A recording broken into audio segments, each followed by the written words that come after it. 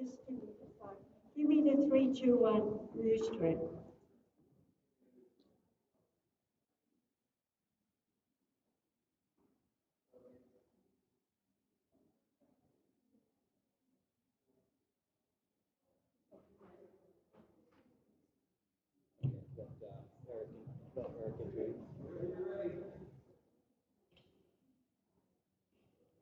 Dr. Margaret Rogers Van Coop, I am so honored to meet and greet and share you with the people here because I have known you since I think 5 years ago. I met you in Berkeley at one of our conferences, and I was with my friend Mike, and we went out to dinner, and we both fell in love with you, and we met your husband. And then I brought another friend at another conference, Richard, and he fell in love with you, and they kept talking, and they still communicate with you. And then I brought my friend Corey, and he spoke highly. And then finally but we were always so busy running around. So I'm so glad I had a reading with you, and right on the money. I've had many readings done at all these different conferences, and I really had a great time. And you really resonated. You told me things that other people that did the same astrology readings, you're an amazing woman, and you've lived through amazing times, and you have so much to share. And I look forward to working with you, closer in the future. So I'm happy to stand here and introduce you, and welcome to. I'm glad we crossed paths again. Nothing happens by chance or accident. We've been crossing paths since we were Arcturian and Syrian and Lyrian and everything. So wonderful. I'm really honored to introduce you. So thank you for the honor. Thank you, Eric. I wasn't expecting that. Thank you so much. All right. Welcome everybody to the Biomed Expo. As Eric said, I'm Margaret Rogers Van Coops. I happen to be a professor and have studied many things throughout my life. And today, I'd like to talk to you are not who you think you are, and you are not alone. And the reason I chose that is I want you to understand that I was born in 1942, and this is a picture of me with my mother, and you can see I was only 1 year old. And according to my mother, I was already healing as an infant the moment my cord was cut. A V1 bomb dropped across the road from the hospital, and many people were killed. And as a result, the nurses came to hold me, and they went from shaking and trembling to serene calmness, so she told me. I have no memory whatsoever of it. But you can see in the middle here a picture of the clouds. And I'm sure many of you have looked up at the clouds and seen images. And I found this on the web because it shows faces and people in the clouds. And I always saw that as a child as an example of the spiritual people around me who were helping me to help other people. And when I was a child, I was already talking to these people. Now, there's a long list, and I'm sure you can all read them. But I want you to understand that when we say hermaphrodite, what we're saying is that we are both male and female. And as understanding that, we talk about past lives. We talk about I was back in Germany, France, or Africa, or China, somewhere where I was living a life as a man or a woman. And of course, what we realize is that we need to experience many dynamics of who we are as spirits. So when we look at angels, and I was talking to archangels, regular angels, and people said to me, well, how do you know angels? Well, the bottom line is angels have not come into embodiment. They are, in reality, the creators of all forms. Not that we know all forms in this world, but that they are throughout the cosmos, which is, as we might say, the oneness, creating forms all the time. Now, we talk about demigods here in this world, and believe you me, I saw a lot when I was a child because World War II was really strong, and I would see demons and devils and things that look like monsters in movies today, but we didn't have that kind of thing when I was a small child, so I was often running to mother saying, there's something horrible in my room. And she would come in and say, darling, there's nothing here. And she would wave her hand through the thing that I was seeing, which sometimes was a face or sometimes was a monster, as far as I was concerned. But giving time, I began to realize that they were only monsters if I wanted to believe they were monsters. And if I stopped and looked and felt, I realized they were a species from another dimension in another universe. Okay? So what we call demons are not demons, but if we act in a negative way and we interact with them in such a way to deny them their existence by trying to get rid of them, they become angry, just like we do. If you talk to someone and you say, hey, I don't like you, or I turn my back on you, that person's going to be angry with you. And it was the same with these devils and demons. So here I am, a small child, I'm only 3, 4 years old, and I've also got Roman and Greek gods coming to me, and they've got their rods and things, the symbols of the time that we now know about. But I was a child.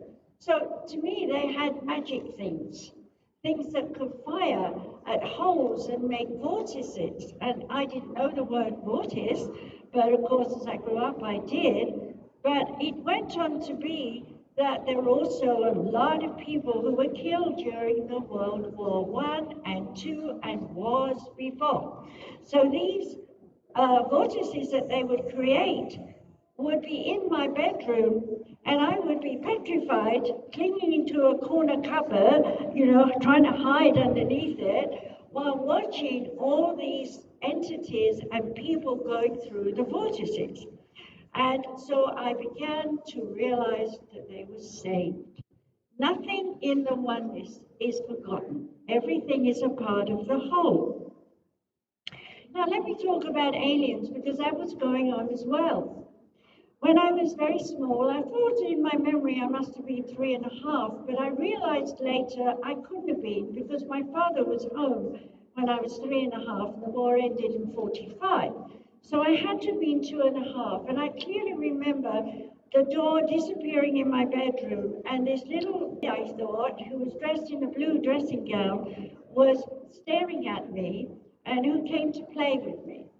And the next morning I went and told my mother, and my mother said, oh, you can't possibly have seen a little blue boy, darling, you're probably dreaming. But years later, when I was an adult, and I was talking about it to her, she said, I was astounded because I'd seen the little blue boy at the foot of my bed too. Well, later on, I knew the little blue boy was one of the small greys. And so at that young age, I was awakened to the fact that there was another species. It came when I was 4.5. When I was 4.5, I was running home from my grandma's house, which is a road trip up the street, literally, to wait for Daddy at the top, who was going to take me across the road to take me home into the apartment where we lived. Literally, for a little child to run 2 or 3 minutes. On the way, I see some sparklers, so I think, and the next thing I know, I've looked, I've seen these big, big eyes, and I'm scared, and I'm running up the street, no Daddy. But I'm strong enough and wise enough to know how to cross the road, so I cross the road, run into the apartment, run up the stairs to find Mummy and Daddy and a policeman. And they're, where have you been? What do you mean, where have I been? I ran all the way home. I saw this thing with big eyes. But you've been gone an hour and a half. Well, what did a 4.5-year know about hours? I didn't know. I cried. I was naughty. I was being punished. The policeman had come to tell me off. Well, that didn't go away because, when you have an emotional experience, it stays in your consciousness. So I was aware of them, and I realized that time that I was missing when I was 4.5 was a larger grey. So I was beginning to realize there were two kinds of species. And as I got older, I began to realize I was having an encounter with Arcturians. And it was quite amazing. I'll tell a little story here, where I'm a teenager, probably about 10, 12 years old. My parents have been rowing over me. I've run away. I'm hiding in the park. I'm sitting on a bench. There's no way this person walked up to me without me seeing them. I'm crying like this. Suddenly someone's sitting here, a little lady dressed in old style wraparound aprons, who talked to me for an hour, telling me how my parents were thinking and feeling and why I shouldn't be upset and how I could go back and help them.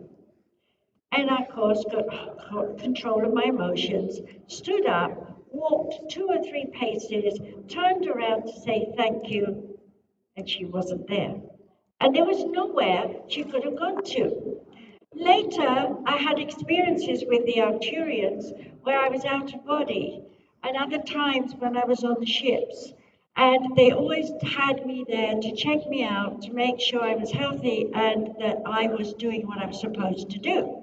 I was 7 years old when I remember them saying, "Remember, you're one of us, you're Arcturian." When I woke up the next morning, I ran into my mother and I said, "I'm Arcturian." She said, "What's that?" I said, "Well, I was on the spaceship and I was doing all this stuff." And she looked at me and she said, "Margaret, you have a vivid imagination." I was to hear that many, many times throughout my life. I also met the 8 to 10 foot humanoids who were Syrian. And when I talked with them, I had a lot of higher consciousness coming to me. My first out-of-body experience was when I was 4.5. And that is in my book, My Journey into the Oneness. But I don't want to talk too much about me. I want you to realize that what's up on this screen is something you can read while I'm talking to you. Everything that we do in some way is an experience for us.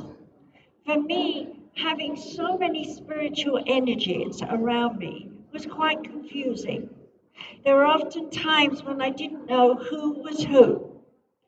My angelic experiences were definitely very different from those of the aliens. I could hear the voice of God. That was an amazing moment that I'll never forget, and I want to share that with you. I was 4.5, and I know I was 4.5 because my sister had just been born and brought home. Her mother was feeding her and asked me to go to the kitchen to pick up something.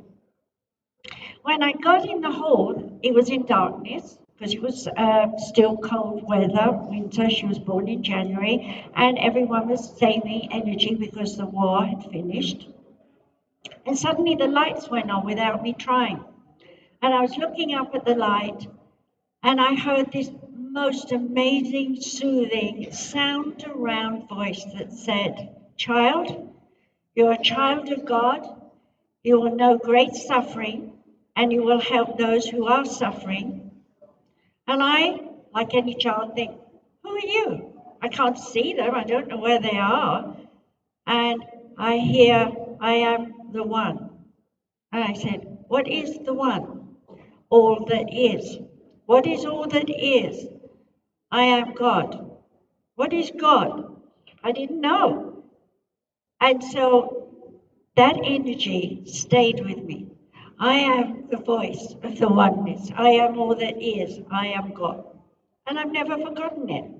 So I never got to the kitchen. I ran back into my mother immediately, shut the door, and I looked at my mother's foot because she was a cripple. And her foot seemed to grow very large in my vision. And I looked at her and I said, "That is suffering," because God had told me I would help those who are suffering as well. And I never stopped. And I've done that my entire life. The out-of-body experiences that I had with Zoroaster were amazing.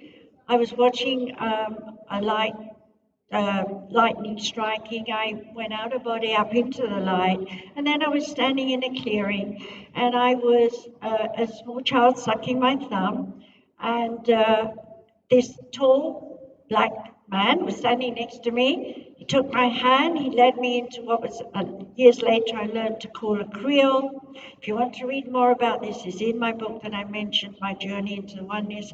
But the point here is, I became a man. And I sat with him for 3 days while he reminded me what I was going to teach. Now, he then took me back to the edge of the clearing, and I was suddenly a child again. I woke up on my mum's bed, ran into my mum, and I said, "Mum, I just be with black people." And she looked at me and she said, "Really? Well, go and do something." Well, years later, I talked to her, and she said, she was amazed that I said that I've been talking to black people because we lived in a white community, and unfortunately in those days we had segregation. I didn't know about that. I was 4.5. My Jesus connection also came when I was around 7. A lot of suffering in my life. I won't bother you with too much. But in my book, it took a great deal of courage to admit who I was in the time of Jesus. And in that time, I was one of the disciples. I was not just rationalizing and sitting here. Spirit took me back to the life, gave me the life. I have total recall of that life, how it truly was, and had to be reprogrammed afterwards as me. You can read about that in the book. But I want you to understand by that we all have lived before. And we've all had very important lessons in those lives. We've given and we've taken. We've been good and we've been bad. We've been monsters and we've been angels. We are a collective consciousness of all that is, and that is the oneness. So I hope that you've read my little list here, because I'm not going to go into them all, but you have to understand that as we today can effectively change a baby in the womb while it's in the womb, do surgery on a baby. We can change the DNA and the RNA of a baby even while it's in a test tube. We have been manifested as people. Okay, here we're looking at some of the aliens I was talking about. One of the things that happened to me when I was 15, I was very much a virgin, was I was made love to. And I say that because there was no horror in it. It was the most pleasant moment of my life at that age. And as a result of it, I found that I was missing my monthlies. And as a result of that, I told my mother, I even went to a doctor who wouldn't examine me because I was a virgin. It was only when I had a child in my own real life here that I felt the butterflies flittering in the early 3rd trimester, the end of the 1st trimester, that I knew, in confirmation of my everyday self, that I had indeed been pregnant when I was 15, which was the catalyst to wake me up to remember my daughter. My daughter looked like the second picture there. She's an amazing personality. I was gifted, trained to be able to be their trainers in preparing these children for another planet. And here I want you to understand that we were brought here. We didn't just evolve here. We were created, and the Greys are very much a part of many other species who do cellular transformation, integration, and adaptation. And so we too are learning to do this, and in eons of time, in our time as we know it now, we will one day create a new species and send them to another planet.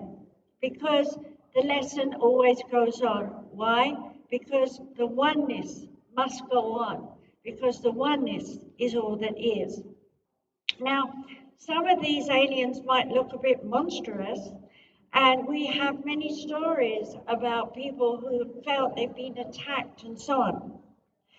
What we're seeing here is some more wonderful Arcturians I talked about, and then we're seeing some of the very close of females of the species, and we're looking at the Lyrians.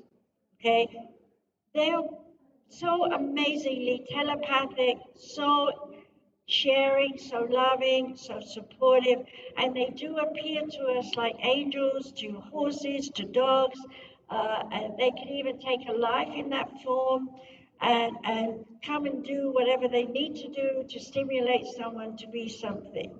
I know there's a lot to read, but and listen to me at the same time, but I want you to understand they have to be mysterious in this time because we're still in judgment. We cannot accept a miracle. We always say there's got to be a reason for it. Okay, our human brain, what we're using is like 2% of it. If you think about the Arcturians and Syrians, they were using 80% of theirs before their species died out. I have a story to tell you. I came out of body. I went with Sister Teresa, who was part of my training in my early years when I was a child. And she took me, it was like third star on the left, fourth star on the right, so on, whiz, whiz, ever so fast. And we arrived at this desolate planet. The sun or whatever it was had given the planet an orange glow. I actually even drew it and painted it afterwards, after my return. And I arrived with her, and we're standing and waiting. We realize I'm a spirit here. And this wisp of smoke came up. And I'm thinking, where am I? There's nothing but a dead tree. And this wisp of smoke shuddered and turned into a man. And that was my first memory of meeting an Arcturian. And we sat down, and there was rocks all around and dirt, just like the desert here. But it had this sort of orange glow around it. And I said to him, how can you be here? And so on. He went on to explain to me that this planet was indeed dead, but it was still the home of the Arcturians, and that it was indeed still livable for those who lived there. And I'm questioning that. And he said, well, we don't have a body. We are energy. And that wisp of smoke is our form. That's energy. And as he said that, I said, well, why be on the planet? He said, well, why not? And I said, well, I'd like to see gardens and things. And he put his hand down onto the soil and he said, everything is here. And as he did that, water came out of the ground, and before my very eyes, like magic, and I told my mother later it was magic, where she said I had a vivid imagination again, this water fed the grass, and it turned into a wonderful garden. And I'm sitting with him and Sister Teresa in the garden while he explained to me that everything is possible when you believe that energy can be used and used wisely and productively. So all these things that I learned, I began to understand from him, and I had many communications where he explained to me that the conscious mind was a liar and a cheat, that it told you 2 and 2 made 22 and you believed it. Well, it might do in our world, but in the oneness world, 2 is just 2. And it's a use in that it is shaking, vibrating, resonating. Our brains are constantly vibrating and resonating. Our lobes in the brain, the cortex, the central core of the being, is our life survival mode. Our midbrain is where we process all the things that we believe in or don't believe in and judge and condemn. The deep subconscious is the real us that has the coding of the soul vibration. Now, when I was with the aliens, they wanted to find out, this is a grace, they wanted to find out if I was the kind of person that would evolve to be a great teacher for the greats. So here am I in a room with all these horrible animals that were spiders and snakes, both of which I had a fear of. My father had been brought up in India and told me a lot about the cobras and all the horrible snakes, and he used to act it out like this, and I'd be sitting there like this going, oh, you know, and I was so scared of snakes. And they knew that, the aliens knew that. So they put me in a room of snakes. So many, and I'm sitting there frozen to death, freezing like this, I can remember that. And then the other time was nasty boys helped me in the real bushes in England. And for days I was creepy crawling with spiders because they were nesting out. Spiders were nesting out in laurel leaves. And so they put me in a room full of spiders, and they were small to great giant ones, and they were all crawling over my face and all around me, and I'm screaming and screaming. And then suddenly, in both cases, the room became a white room. And in that moment, I knew that that wasn't real. Well, they did lots of things like that with me. And I began to realize that they were testing my belief systems. They were testing me to understand if I could tolerate the negativity of mankind. I was beginning to understand that they wanted to know about our emotions. And over a period of time, by the time I was 15 and I had my daughter, they had realized that I had a good awareness of their humanity and ours. And so they went on to train me to be a teacher so that I could prepare these children that they were making now to go to another planet. And I update on that recently is the father of my child telepathically told me, congratulations, you have 3 grandchildren. I'm like, 3 grandchildren? How's that possible? She didn't have ovaries.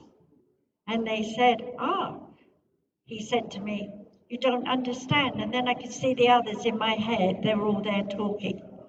He said, they're your eggs. Now, I want you to understand that means I have babies on another planet somewhere in the cosmos that I'm never going to meet, I'm never going to know, I'm never going to love.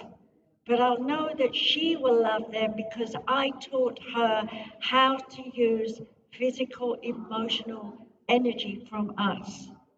And she became the primary leader of all of the other children that went with her, who are now all adults, of course. They're about 4 foot 5, male and female. They have hair, but it's sort of like whatnots, little lumps here and there.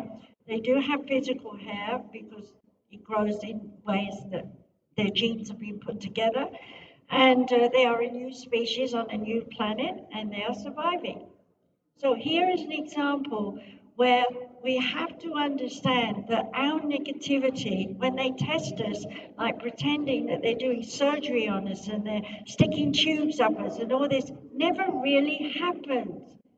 It was all telepathically put in our minds, and our body immediately, because the brain is programmed to do that anatomically, sends pain signals to the human body. And so we lie and writhe in pain, suffering on the table, while they're all just standing there watching us because they want to see if we have a strong personality that can be someone who can teach the children of the future. So it's just another example there.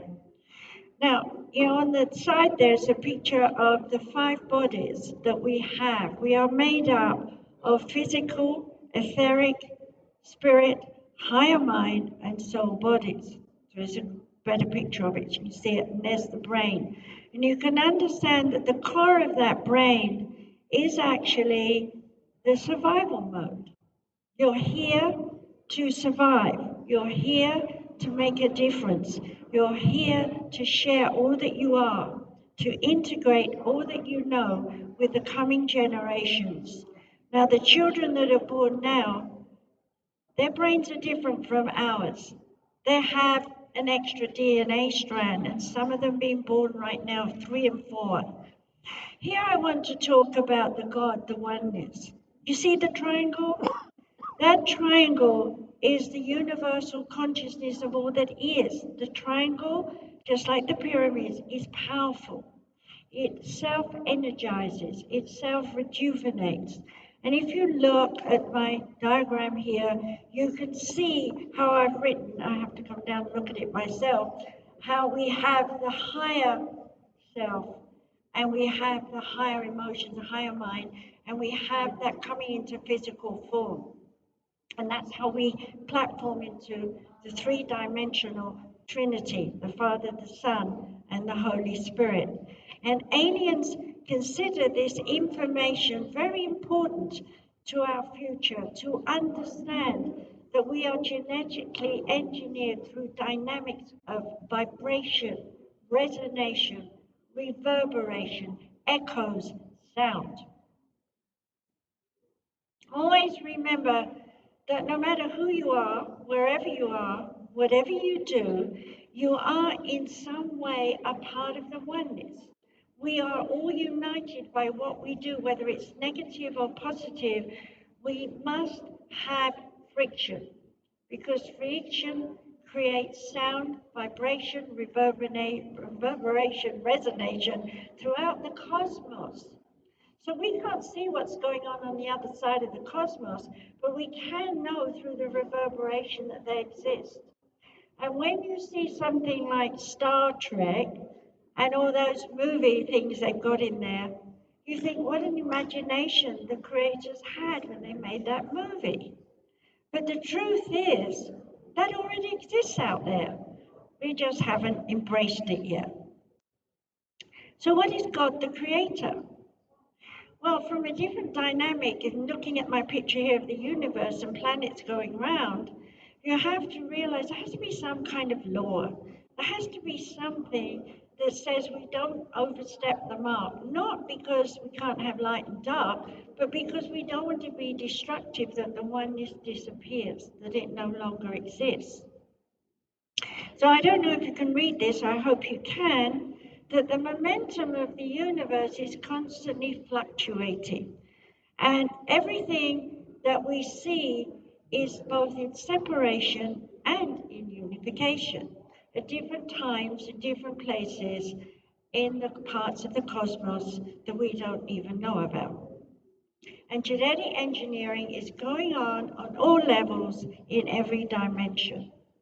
So when you think Earth is the important place, why is everybody turning up here? We have to say that this is the fourth plane of evolution in the oneness. Here are the laws of karma. And if you look up here and can you see it? No, okay, I have to, how do I move over? Let me see if it comes, oh, here we are. The laws of karma are very important, and they were given to me in 1986 when I wrote my book, The Way to Oneness, which is now published as Journey into an Unknown World, The Way to Oneness Revisited. The original book went into East Berlin after the wall came down, and they sold 12,000 copies in a week. So they told me 2 years later. I didn't even know. But here in that book was the laws of karma. And I'm going to put it into an everyday way for you. You are not allowed to invade the space of another at any time, no matter how important you think it might be that you want to save their life or something. If they're saying, leave me alone, you've got to leave them alone, because they're learning something. And they go stronger as a result of learning. So if they're on drugs, for example, you want to save them, dry them out, you get them out, they go and do drugs again. Why? Because they're saying, I haven't learned the lesson yet. So you have to allow them to fall. And it's only when they say, help, that you can pick them up and you can share with them. Now, each of us must be responsible for what we do. You can't blame and shame everyone else. You have to say, I am in the God sense doing what I'm doing. And if I mess up in some way, if I make mistakes, I did that for a reason. I'm either learning it for myself so I won't do it again, or I'm doing it in front of others so they'll see not to do it and bypass what I've just done and evolve through that and be better for that. Okay? The third law is about understanding that no matter how different we are, We have a connection in the soul. We have a connection in the heart. And we have to allow ourselves to have unconditional love for anyone, whoever they are, whether they're, I use the example of Hitler in my book, The Way to Oneness, where it's explained in the end. He was the central mode. And in that sense, everyone around him was supporting him, and everyone around that was supporting them, and so on, until there was a whole concoction of people who did horrible things to people who were innocent, and so on. But what was it really? It was a change, a transformation in consciousness. And to come down into embodiment and be a monster is hard for an ascended master, but only ascended master can do it. And so one of the things I learned, believe it or not, which is going to shock everybody, is that just as Jesus was a great sage, Hitler was also a great sage who went into delusion, demoralization, and all the D's that goes down. And if you read my book, The Way to Oneness, A Journey into an Unknown World, Revisited, whatever it is, I can't remember around. I have 17 books published, and I'm not talking about them all, but I want you to understand that we can come in life and be a monster and make changes in this world, in the dark side as well as the light side. Each of us in the fourth law is a mirror of all other people around us. We copy, we mimic, we mime, we pretend, we grow and evolve, we share, we get in conflict. I'm better than you, or I'm worse than you. But whatever it is, we're supposed to come together without judgment and say, well, let's fix it. Let's move on in harmony to do a new thing. And right now, COVID is helping us do that. We're all forced to stay at home. We're all forced to think about new ways to make an income. We've got the whole world, because we haven't got planes up, we're getting free air again. And we're all seeing Mother Earth rebuilding herself, flooding lakes, flooding lands, and people are starving, but they're learning. They're learning, find another way to exist. And the last one, always remember, you're part of the oneness. You are unconditional love. You are unconditional consciousness. You are in embodiment. You are the creator. You are part of the creator, and therefore must love you and must love all there is, which is the creator. The aliens have many influences on us, but one of the things I want to share here is people movers. So there's a long list here, and I doubt whether I have enough time to explain everything about aliens. And I'm sure there are many people who can take a picture of this with your camera if you're watching, online, and then you can read it through later. So I'm going on to the spaceships. Now, I've been in these many, many times. The one on the left is for 3 people. So they would come, there would be 2 aliens, and there would be what I called the snake person, because their skin looked like the snakes. And remembering my dad telling me about snakes, at first I was scared of them, but I realized that they were the warriors. The Greys are not violent in any sense of the word and very fragile. And so if we humans got angry and started to attack them, then these snake people, as I call them, would protect, hold us down, and stop us from trying to kill the Greys. And of course, if we were violent and aggressive and couldn't be transformed with telepathic things, which today we know as hypnosis, then they would have the snake people take them back, put them in bed in their house, and not remember anything, because yes, the snake people were also, in my opinion, telepathic, because I could hear them talking. And to me, they were snake people, because when they talked, they hissed. If you have to do like this, but I could also understand within it were their words. So it was talking like a very bad lisp.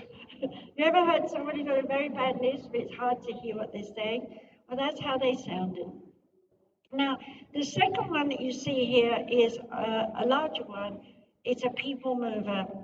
And we could get 7 to 10 people in there. And so sometimes they would come and pick up several people and take us up, and we would be congregated together and trained together to think about how we were going to effectively bring changes to the world. And so we would meet up, and I've met some of those people, and we have said, "Oh, I met you on the, I was going to say plane boat, but it felt like that because we had different consciousness at different times, depending on who we were and where we were at." But finally, I started to talk to people in the who were into the alien world, because I have to admit that being a medium and a counselor and a healer and traveling all over the world, I kept my alien encounters secret. So when I wrote my book, My Journey into the Oneness, I came out of the closet with many things, including my alien experiences. Because back in the days when I was famous as early young woman at 21 through 40, you didn't talk about aliens. You didn't talk about any having babies, the alien babies. None of that. If I'd have talked about that, they'd have thought I was insane. So it was kept secret. But when I started to meet people and metaphysical things in this country, I'd look at people and I'd see them transfigure and I'd think, I know that face. And I'd go up to them and talk and I'd slowly, gingerly speak about aliens. And they go, "Oh, yes, I know about it." And we clicked. And I knew that I'd been with them on a spaceship and that we'd been trained together to come down and do whatever we were doing. And we were brought together at these metaphysical events so we could, on Earth, say, "Hi, I know you," and connect. And today, there are still more people that I'm meeting that I know we have a strong vibe. And yes, we are Lyrians, we are Arcturians, we are aliens, we have been Greys, we've all incarnated in all those other places. Now, the last spaceship is a big one. It's like a city going over your head.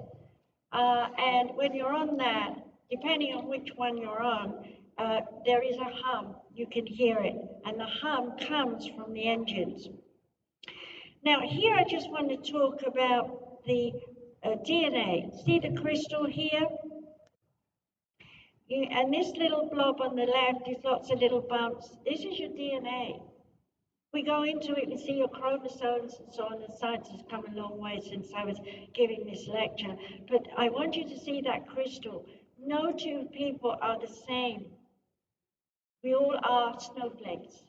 Our coding could be similar. We could have several spikes in the same direction, but the little dots that you see and the little bubbles here on the DNA, you're different.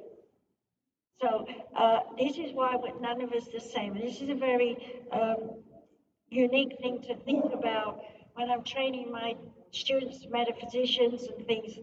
We go into this in detail, and of course I can't do this here, but I want you to understand that aliens also have this DNA. They have their own crystal structures, but we have a part of their DNA in us. And we haven't learned to reveal it yet. But with the new kids coming in with 3 more aspects of the DNA being stimulated, and with the aliens helping them do that, they are going to manifest the next age of sound. Now, we have sound in many ways. We have the earth has sound deep inside with miasma, subsonic sound. We have sound vibrations on the earth from everyone, like birds, ants even are making sounds. So all insects are making sounds, buzzing around. We talk all the time. The earth is vibrating all the time, so this is regular sound that we can hear. But we also know with equipment that we don't hear all the sounds that Earth is resonating. And we also have supersonic sounds that come from the cosmos that we're beginning to understand. This next generation will awaken to the energy of sound, and sound will give us the warmth of our houses, the planes that we can fly, and so on, like the aliens. This particular medallion that I have explains the universe in a nutshell, the way it was given to me, and someone made it, I didn't make it. The little circles that you see are the explosions of energy when energy comes together. The explosions of energy are like gas. You can see there's many triangles here in this, and those triangles overlap, causing patterns. Patterns resonate into form. The form then resonates into a solid structure, which we've got here as a diagram, which resonates into human form and anything else we can think of that is throughout the cosmos. That is how the whole universe was created. And if you wear that particular medallion, and I know who made that, is selling them, you might go online and look for it, that will give you a whole new perspective on who you are. The cosmos is full of that. It's going on all the time. That we are transforming, resonating, rejuvenating through the vibrations of gas, liquid, and solids. Now, if you think about your body, that's going on inside you all the time. You are killing off cells and you're growing new cells. And same in the cosmos, the universe. A lot of it's dying and a lot of it's rebirthing and reforming. And your DNA is aware of all of that and is sensory to that. So, for example, I could wake up when I was a younger woman with my psychic self very strongly working in that way at that time and say, we've just had an earthquake. Put on the radio, because there's no television, and here are the news that there's been an earthquake in India. Okay? Today, flash, flash, it's all there in seconds and we know. We've got lazy in terms of losing our instinct and using it. We've gotten lazy in believing and trusting in our inner truth. We have to come back to that. So the COVID is here for a reason. It's 5,000-year-old what's the word? Germ. So I've got spirit in my head. Sometimes it's hard to find the words. Okay, so this particular germ came from outer space, was brought by aliens, and it killed off a lot of people then in those days. It is self-rejuvenating. It adapts to its environment. If you're interested to know more, you can go onto Kindle and find my article where I explain about the virus, the COVID-19 virus. Now I've got the word, see, virus. Okay, and when you understand it, you will also hear that I was confirmed when I said it was over 5,000 years old because it's been found in the ice poles taken out in the North Pole by scientists 5,000 years ago it existed. So no, the Japanese didn't do anything to it, poor souls, so don't blame people for something they didn't do, okay? Now, here we're going to jump a bit. The gods of the days gone by, the Egyptians, the Mayans, and so on, they were connected to the aliens and they were watching wars. The Indians were watching wars going on with the aliens above us.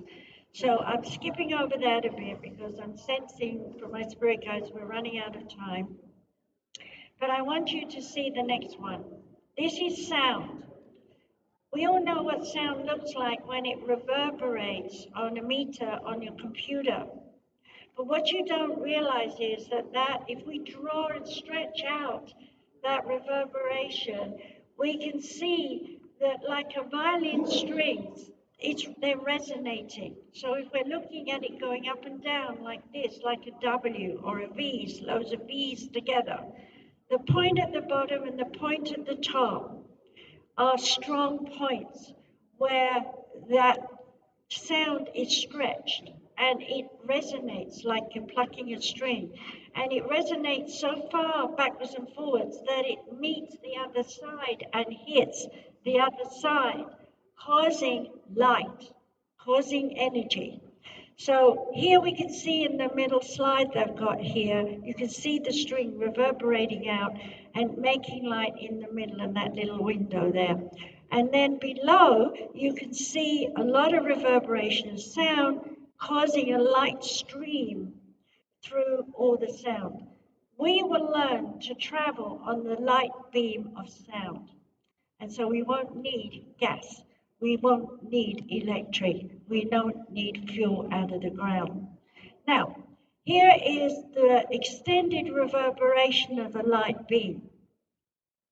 If you look at these light beams, they're going in many different directions. What you're seeing here is these light beams are crossing over one another. Now, if you think about watching an alien spaceship, what it's doing is hopping backwards and forwards on these light beams.